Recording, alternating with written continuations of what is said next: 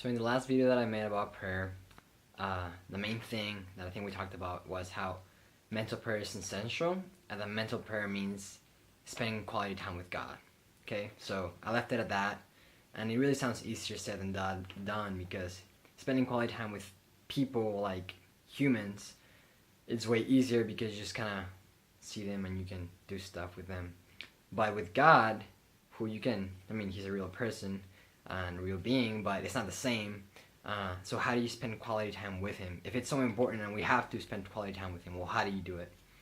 And so it's not rocket science, but at the same time, it can definitely be difficult. So here's a couple things that I've learned. Just the basic, I guess, layout to how do you spend quality time with God. You go somewhere and alone. So if you can go to a chapel, that'd be best. But if not, just in your room, shut the door.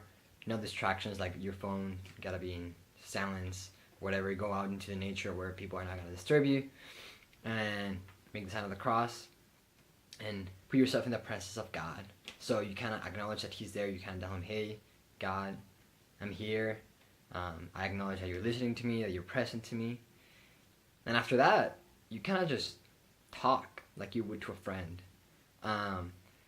At first, it can be difficult. It can be awkward, and I mean, it's kind of like the same when you're first getting to know somebody, where you're like you're not sure what to ask, or maybe the conversation kind of like dies down, right? And you're like, okay, well, awkward turtle, awkward silence, or whatever. Well, it can be the same thing with when you're first starting with mental prayer, because you don't, I mean, you tell him about your day, you tell him about your worries, you ask him for things, but then you kind of run out of things to say. Now, it's really easy, there's a temptation to, after you run out of things to say, you're like, okay, well, I'm done praying today, and then you just leave. But if you really want to grow in friendship with God, you kind of have to go past that point. You can't just leave when there's some silence creeping in. You gotta stay there for a specific amount of time. So say you set to pray for 10 minutes or 15 minutes. You keep going the whole 15 minutes even if you're not run out of things to say. I don't know if you've ever heard the saying of like, friendship is true when you're comfortable with silence. So I could say it's kind of like the same thing with God. An important thing here is that there's this crazy temptation that will come to you, and I struggle with it a lot, of you're wasting your time. So once you run out of things to say and you have, hey, 5 minutes left or 10 minutes left of your prayer time, you're like, all right, why am I sitting here? I am just wasting my time, right? Because you're not saying anything, you're not hearing anything.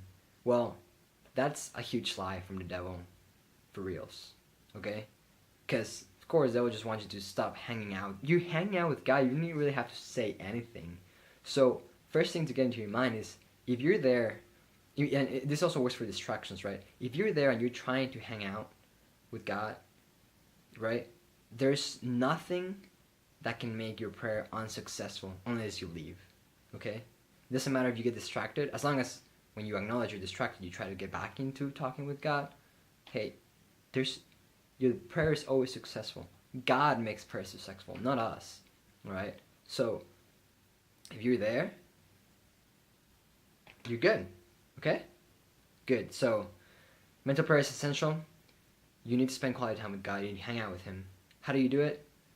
Go out somewhere by yourself, put yourself in the presence of God, and then you start talking with God as you talk to a friend.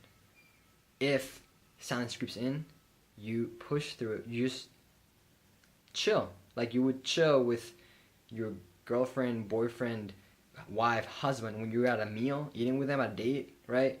You don't, like, if conversation runs out, you don't say, hey, yeah, I'm done eating with you, and you leave. You stay there through the silence and you eat together. So, same thing with God. And if you think otherwise, it's a temptation from the devil. Okay, cool.